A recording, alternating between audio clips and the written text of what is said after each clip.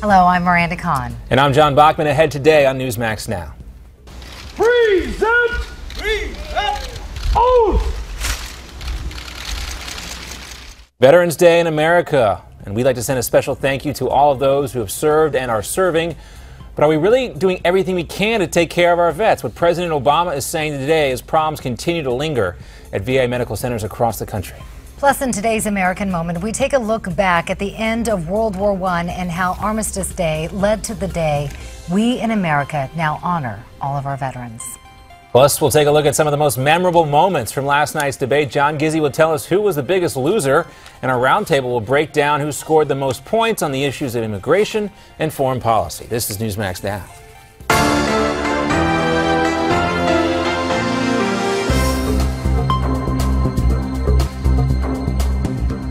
Hello, everyone. Happy Veterans Day. Welcome to the Wednesday edition of Newsmax Now. It's great to have you with us. That it is. At least one GOP candidate is praising last night's Fox Business debate. We'll get to that very shortly. But first, we want to take a moment to honor our veterans today. President Obama is also honoring veterans today, placing a wreath at the Tomb of the Unknowns.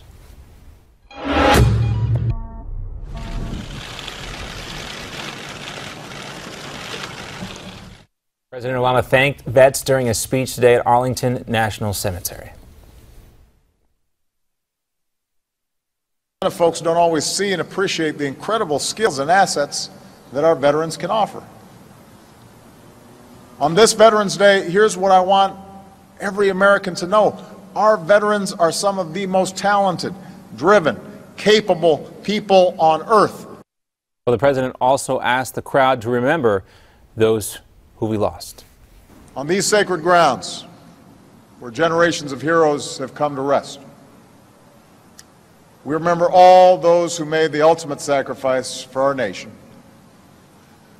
And today we gather once more to salute every patriot who has ever proudly worn the uniform of the United States of America. President Obama also asked companies, as you may have heard in the previous soundbite, talking about the need to hire more veterans. Our tributes today will ring hollow if we do not ensure that our veterans receive the care that you have earned and that you deserve. But the Department of Veterans Affairs is in even more hot water. If that's possible, the VA still managed to give out more than $140 million in performance bonuses, despite being embroiled in the midst of a huge scandal across the country. One of those bonuses went to a doctor who works at a facility that is notorious for over-prescribing narcotics. So shake your head. It does. It's infuriating that it continues. And we talk about it. President Obama alluded to it today. He said there's still work for him and Bob McDonald, who runs the VA, to do, but we wait. Yes, we do. All right, now we want to switch gears now and talk a little bit about tonight's, or last night's. There you go. Seems like tonight. It's just all one kind of long big together, day. yeah. But it was the fourth GOP debate last night. Now, earlier, we talked to Newsmax chief correspondent John Gizzi, and he says that many people think John Kasich had the worst night. Really? You think so, too? Yeah. You agree with him? Had the worst night last night during the debate. The Ohio governor may be relegated from center stage unto the kids' table. If so, paging Chris Christie. Yeah, Chris Christie obviously performed very well in the early part of the debate. You know, and we talked about this too. I've been skeptical about, being able to rise from the undercard debate, but I think Chris Christie made a strong case for that yesterday. Yeah, and I think those recent videos that came out about battling addiction, I think that certainly helped him. Will it be enough to catapult him? We'll have to see. We'll see who was paying attention to that undercard debate and if he can carry that forth and gain some momentum from that. Also, I was very surprised, Miranda, last night how much foreign policy kept coming up. This was the Fox Business economic debate, supposedly. But some of the candidates pointed out that a terror attack, of course, could make our country weak on the economy, is what we saw after September 11th. Still, I did think Rand Paul, getting this backwards, did a great job on the front, kind of defining his foreign policy, especially during that exchange with Marco Rubio. And so did our panel from the post-debate special last night. Yeah. First, we want to play the Rubio-Paul exchange and then a couple of comments from our panel. And yes, I do want to rebuild the American military. I know that Rand is a committed isolationist. I'm not. I believe the world is a stronger and a better place when the United States is the strongest military power in the world. Marco, how is it conservative? How is it conservative to add $1 trillion expenditure for the federal government that you're not paying for? How is it conservative? How is it conservative to add $1 trillion in military expenditures? You cannot be a conservative if you're going to keep promoting new programs that you're not going to pay for. I may respond. Yeah, so, that's the point. We may need to increase our military presence in the Middle East, but I want to know, how do we pay for it? Is there some sort of plan in place? So we're going off this military authorization from 2001. A couple senators, Ben Cardin and Tim Kaine, both Democrats, are saying that's not good enough. We need to have something coming out of Congress to define what the mission is going to be in the Middle East and how exactly we're going to pay for it. Now, let's take a listen to what former UK Parliament member John Brown and former CIA intelligence officer Lisa Ruth told us during our panel discussion after the debate during the special last night. And the other great lie being told in this debate is about this no-fly zone. And Rand Paul's put a spear right through that.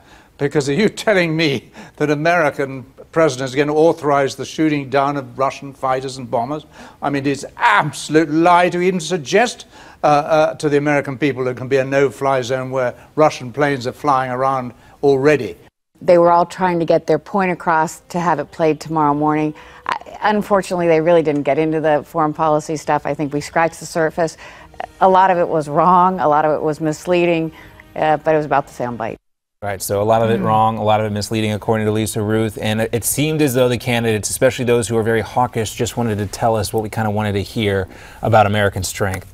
True, but just hearing that discussion makes it clear that really the biggest takeaway that I had watching last night's debate, at least in my mind, is that for the first time we're actually talking about the candidates, their stances on the issues, and not just the back and forth bickering that we saw a lot of during the prior debates. Of course, a lot of the candidates stuck to their talking points, used some of that they used during some of their stump speeches rather, and there's a lot of rhetoric being heard. But now, instead of a barrage of personal attacks like from Donald Trump, we now know where these candidates, and to some extent, where they stand on the issues like minimum wage. Taxes too high, wages too high. We're not going to be able to compete against the world. I hate to say it, but we have to leave it the way it is. People have to go out, they have to work really hard, and they have to get into that upper stratum. But we cannot do this if we are going to compete with the rest of the world. We heard about minimum wage. We also heard from Marco Rubio talking about his stance on higher education and vocational training. So it was a nice change, I think. Hopefully we continue in that direction. Sure. Maybe they'll actually get it right on some of those stances. We shall see.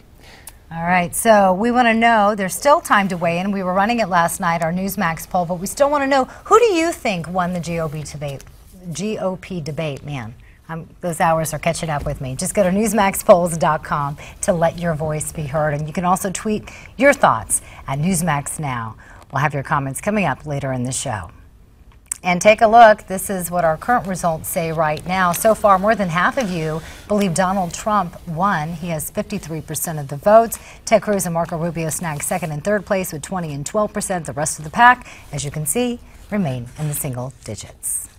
In today's news front, the NTSB says that plane that crashed in Ohio did not make it a stress call before going down. 9 people died in that plane crash. Police say everyone on board was killed, but no one on the ground was injured in the apartment building in which that plane crashed. The plane was approaching the Akron airport when it went down, causing power outages to more than 1,500 people.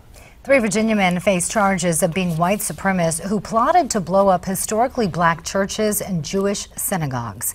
Agents arrested Robert Dole and Ronald Chaney as part of an undercover FBI operation. They say they wanted to rob people to prepare for a race war. They also arrested and charged a 3rd man in a plot to rob and kill a jewelry dealer. House Speaker Paul Ryan warns President Obama that he cannot use executive orders to close Guantanamo Bay. Ryan says the president doesn't have the authority to shutter the military detention center in Cuba. This comes after both the House and the Senate passed a new defense spending bill on Monday. That bill prohibits closing the prison and transferring detainees to U.S. prisons.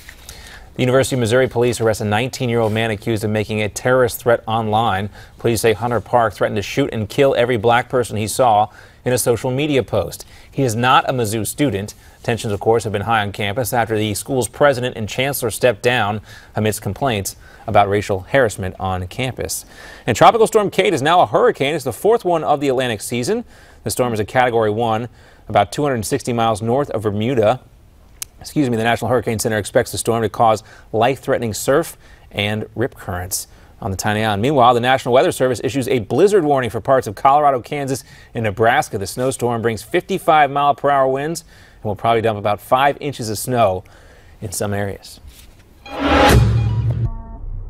We're here in Florida right now, and today we celebrate our nation's soldiers, and Twitter's just exploded with people thanking our veterans for their service. That is the subject of today's rehash, and we start with Donald Trump. He tweets this today: Happy Veterans Day to those who have served. Thank you for your special work. And House Speaker Paul Ryan says the sacrifices aren't just on the battlefield, they are in the home. The whole family serves. Very true. First Lady Michelle Obama tweets today and every day, I am so incredibly thankful for the service and sacrifice of our veterans. And Senator Bernie Sanders says the cost of war is real, and we have got to support those people who have put their lives on the line defending this country. Yeah, we'll see if anything changes. Again, so frustrating, and what can you do? But when you hear about the ongoing problems at the VA and you see VA officials getting bonuses totaling in the millions of dollars, what is it going to take? While veterans are still dying on the waiting list. Right. It's just another point that Rand Paul made last night. We cannot take care of the veterans that we have a responsibility to take care of in this country right now. If we are going to go down this road towards war in Iraq and Syria, we need to make sure that we have the money and the resources there to take care of those who come back from the battlefield injured. So, something to think about.